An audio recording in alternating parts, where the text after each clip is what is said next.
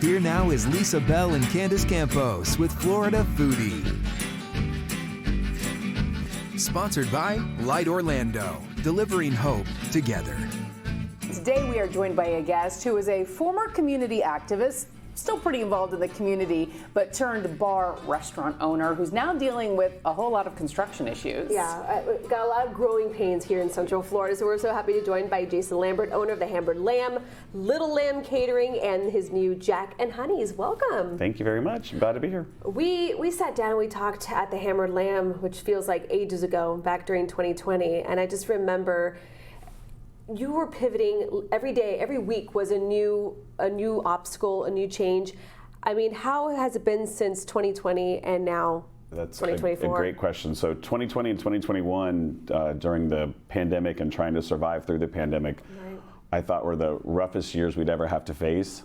And then we got into 2023 and we were finally stable and kind of had gotten caught back up from that 2 years of craziness. And then in October of 2023 is when all the construction started in Ivanhoe Village, and it has just been just detrimental to the whole neighborhood. Not just the Hammered Lamb, but all the other bars and restaurants and shops in the area have seen just a huge decrease in income and sales. So people who may not be familiar with all that construction, this is a pretty historic part of Orlando, downtown Orlando. We love, all the little buildings down there along Lake Ivanhoe, but there have been some major projects that have taken place. Tell us about those. Yeah, so when we first opened the Hammered Lamb in 2013, there was us and maybe two other restaurants. I think White Wolf was there, Gargie's, there's a couple of places, but it was pretty much a quiet neighborhood that was called Antique Row, and there were all kinds of antique shops through there. And then as growth in our city's amazing at growth, some new high-rises came in. There's the Lake House, which is a new high-rise that's right on Lake Ivanhoe. There's the Yard, which took over several city blocks, and then we've got a second phase of that that's going to be starting soon also. So, the growth in that area, that very small area, is very concentrated growth. Which for a business owner on the surface seems great. Yeah. A lot of foot traffic. Right, right. Yeah. But there were some unintended consequences of all that. So basically the construction that started in October is all to replace the sewer lines throughout the area, because with all of the construction coming in, now the sewer system can't keep up with all of the growth. Yeah. That sounds like a stinky situation. Yes. It was. What was happening? Yeah, so there were times where when they started the construction that things were backing up everywhere in the building, in the street. And so that started in October of last year. And they started on the north end of Ivanhoe Village, closer to Princeton. And the city completely blocked off the street there, so there was no traffic at all. So that was for a few weeks. And then over the course of the last year, they've moved south on Orange Avenue, coming down through. They closed off Virginia for quite a while, which was a main street to get into Ivanhoe Village and into College Park. And then they've moved down in front of our place and had it shut down in front of us for a while. And then they've moved on and had it shut down in front of the shops. They've basically been doing like segments of it, replacing the stuff underneath. Did you have a lot of warning that this road construction was going to be taking place? The city did start sending out notifications saying that there would be to expect road closures, and it should take about a year. And so they did come out and say it, but I don't think any of the businesses knew the amount like what it was going to do to us.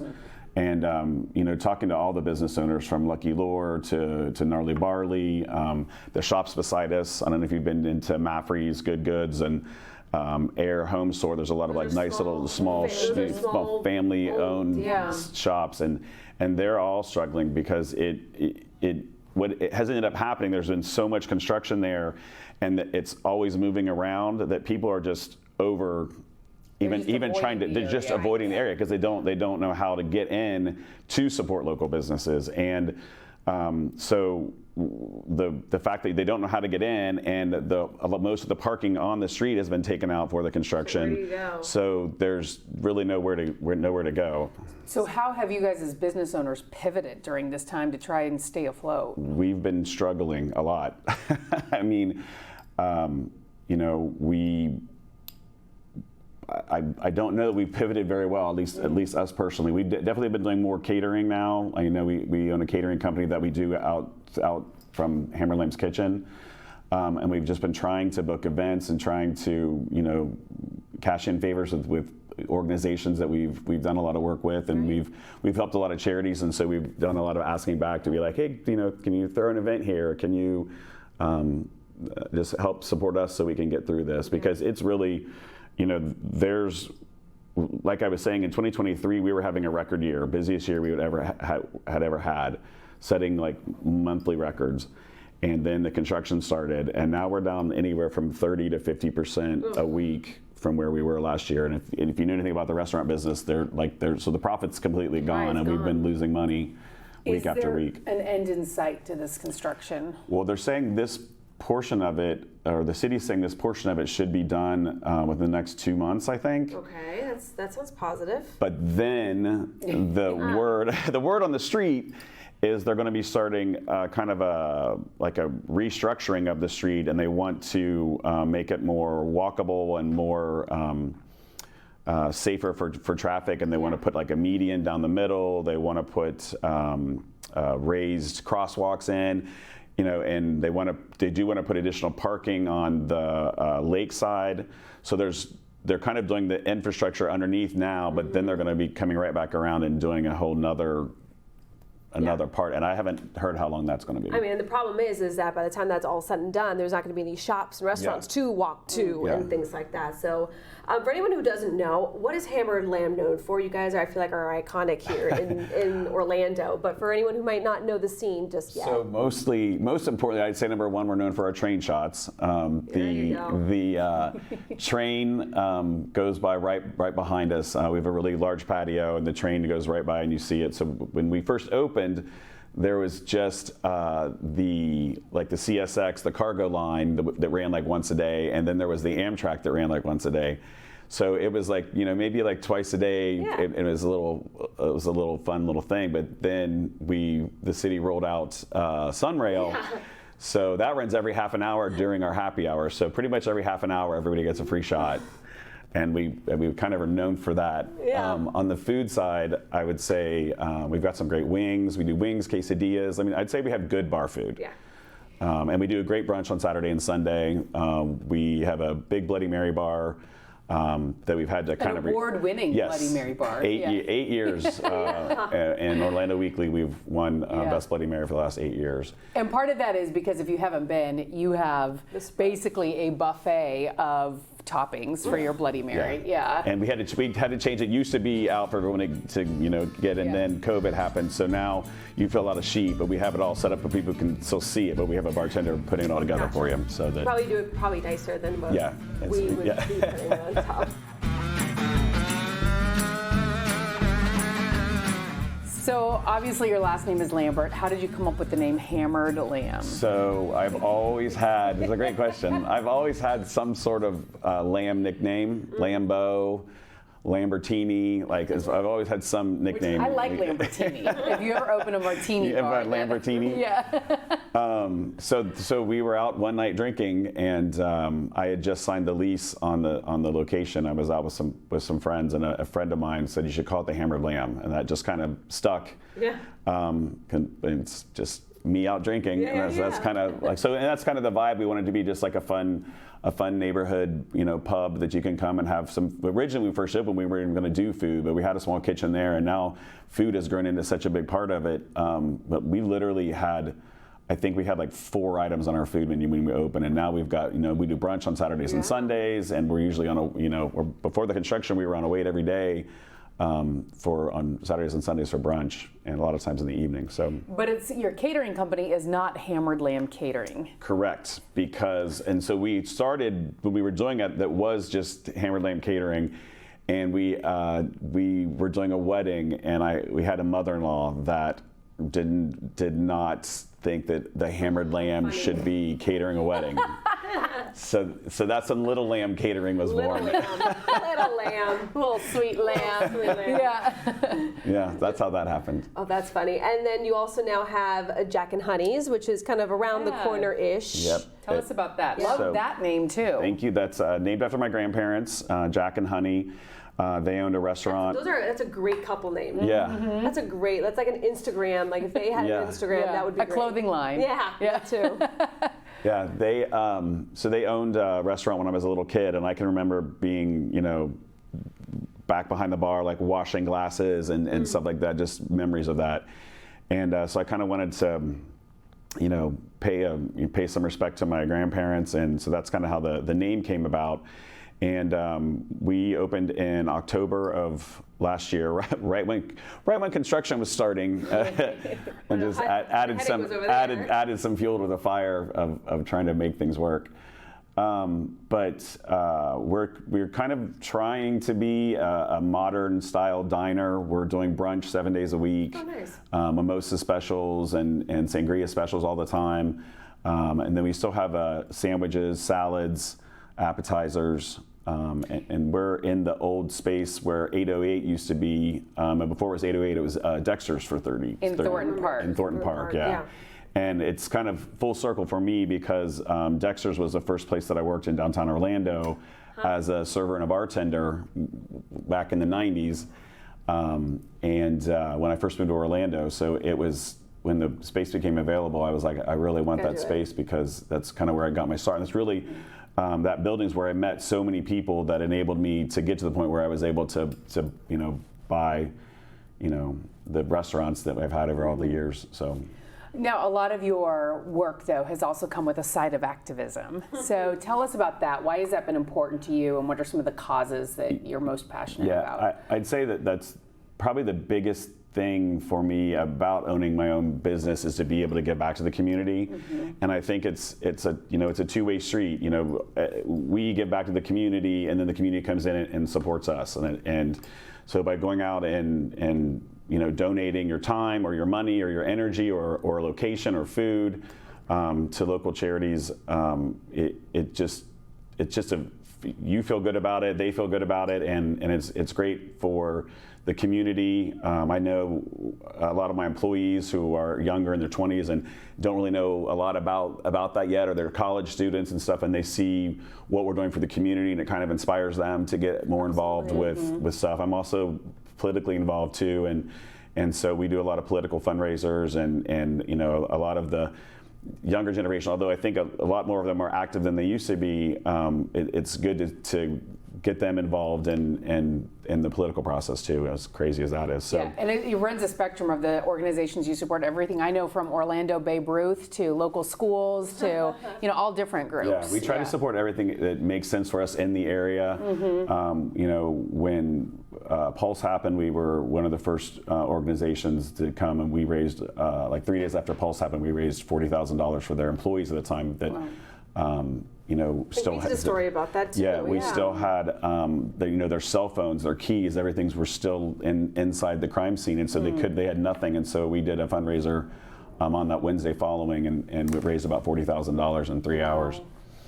And so I'm heavily involved with the LGBTQ organizations, Zebra Coalition, Orlando Youth Alliance, Quality Florida, HRC. So we do a lot of work with those. But we're also try to be involved in just the community in general. Like you said, if a school down the street comes in and wants a donation, we always try to help with that. And teachers are super hardworking, and I feel like sometimes I feel like in this industry we're just kind of babysitting adults, and so it's similar to being a school teacher. We're trying to take care of the kids. So what's the future? What's the plan? I mean, is it? So try to get construction done. I get that part. Well, we recently had to make some difficult decisions. We are now closed at Jack and Honey's on Mondays and Tuesdays, and we're closed at Hammered Lamb on Tuesdays and Wednesdays, which were just our slower days. And we were hoping that it's temporary and it could just kind of help us. But those days we weren't making even enough money to pay the people that were there. Right. So it was just costing us money to be open. So we're hoping that's going to streamline things a little bit and to help us get through these next few months. You know, and I'll just say it's very disheartening that no one from the city has really has met with us or done anything to support us. That's gonna be my next question, right? And we've reached out to our city commissioners, we've reached out to the mayor's office, we've reached out to the other elected officials. I will say Anna Escamani is the only one that did get back with us, and she actually tried to find some funding, some emergency funding at the state level, but the state said that because it was a city project that their funds couldn't go to a city project. But if it had been a state-funded project, there were emergency funds for the businesses affected. Obviously, your two kind of primary locations right now are in very historic neighborhoods, Ivanhoe Village, Thornton Park. So many people are drawn to those locations, those areas, just because of how kind of quaint and charming it is. Do you feel like we're losing some of that? I mean, it's certainly along Ivanhoe Village, you're seeing the high-rises going up. One of the most iconic buildings for me is the Light Styles of Orlando building, which that's going to be going away for another high-rise. Do you feel like that little charm along, Ivanhoe Village, Antique Row is going to be lost? I do at times, but I mean, I appreciate growth, but I think we should be aware of that when we're doing high rises and when we're coming into a neighborhood, and still try to keep the charm of the smaller neighborhoods. Because otherwise we just look like everyone else, right? Yeah, and I like Antique Row, like all those shops and the way that Ivanhoe Village is on both sides of the street. It would be nice if we could keep some of that, but I don't know that we really have say in that. That's all money talks, and the high rises go up. So I'd like to see it stay that way. The same with Thornton Park. Washington. And that whole area of Thornton Park has seen a lot of high rises go up around there too. But it still has the charm when you walk down Washington to Lake Eola, and you can still kind of feel that. So hopefully we don't lose all of it. Before we let you go, just give us an idea of some of the menu items at Jack and Honey's, because it is your newer location if people haven't been there. Sure. It's funny, I just had a conversation with somebody going, why is brunch only allowed on Saturday and Sundays? Yeah. You have a lot of people who are off during the week, or they start later. Or just love brunch. Or just love brunch. I mean, that's true too. Yeah. But. So we do brunch 7 days a week, open till close. I'm sorry, not 7 days a week now, 5 days a week. Yeah. Open to close. We have a Banana Foster's French toast. Wow. We have a Monte Cristo that's made with French toast. We've got some breakfast plates. We've got a real great shrimp and grits. We have a couple of salads, a couple of sandwiches. Appetizers, very just American style, but very brunch heavy. What about the Bloody Mary situation? So we are not competing with the Hammered Lamb Bloody Mary, but you can get a Bloody Mary there, but it's not going to be the Bloody Mary level there. But we do have a great craft cocktail list there, and we're really pushing our espresso martini. We do we infuse Wheatley vodka with espresso beans in-house. And then we make a homemade Tres Leches foam that we put over top of it. So it's Can you please call it the Lambertini? I might have to do that. Exactly. Okay, so where can people find you online? How they can keep up with all the updates? jackandhoneys.com, thehammerlamb.com, littlelambcatering.com. All three, and we do have social media too. But you go right to our website, you can get all the information. And support the locals. Yes, support all the locals, and especially just a shout out to all of them. Not just the bars and restaurants, but there is Lucky Lure, there's Gnarly Barley beside us, and then also down the street we've got Maffrey's Good Goods, the best spot in town to purchase. If you're want to get a gift for somebody. I don't know if either one of you have been in there yet, but they've got the best, the little very unique gifts. Yeah, you don't know what to get somebody, but there's something in there for them. Yeah, there totally is. We can get lost in there. And there's Tim's Wine Market there. There's Air Home Goods. I mean, there's just all kinds of great shops. There's antique shops, further down the street. Even on the other side of the street. Yeah, and more restaurants down through there. And it just, just got to find a place to park. Yeah. And then Yeah, I will say my family's been we've been riding our bikes over there just because. You guys are really Well, cool. we live near the area, and it is, it's kind of fun to be able to ride your bike, That's true. Get something to eat, enjoy the park that's right along Lake Ivanhoe. and there's good bike paths and There are stuff some all good through bike there. paths, Yeah. so, better yeah. bike paths coming. Yeah, and then you can burn off all those calories that you've Yeah. just consumed, The hardest part about brunch is always, are you going to go salty or sweet? So you always got to Yeah. find somebody who wants Just to do do the both. opposite. Yeah. That's true. Well, Jason Lambert, thank you so much for joining us. We wish you the absolute best. Hopefully that construction will come to a close soon, and you'll have great parking and great access in the very near future. Thank you both very much. All right, and no more backups, sewage backups. Yeah, right. Or traffic back. Yeah. Or, and no more backups at all. Thanks. Thank you. Thank you for listening to Florida Foodie. We'd also like to thank our guest, Jason Lambert. You can find his businesses online at thehammeredlamb.com, littlelambcatering.com, and jackandhoneys.com. You can also find them on Facebook and Instagram. Be sure to follow Lisa Bell online. Search Lisa Bell News on Facebook and Instagram. You can also find Candace Campos on social media. On Facebook, search Candace Campos News 6. And on Instagram, search Candace Campos, WKMG. Also, a big thank you to our entire production team. I'm the show's producer, Thomas Bates. Please take the time to rate and review us on Apple Podcasts and Spotify or wherever you stream podcasts. And you can find videos of all of our podcasts on clickorlando.com and on YouTube. Just search for Florida Foodie.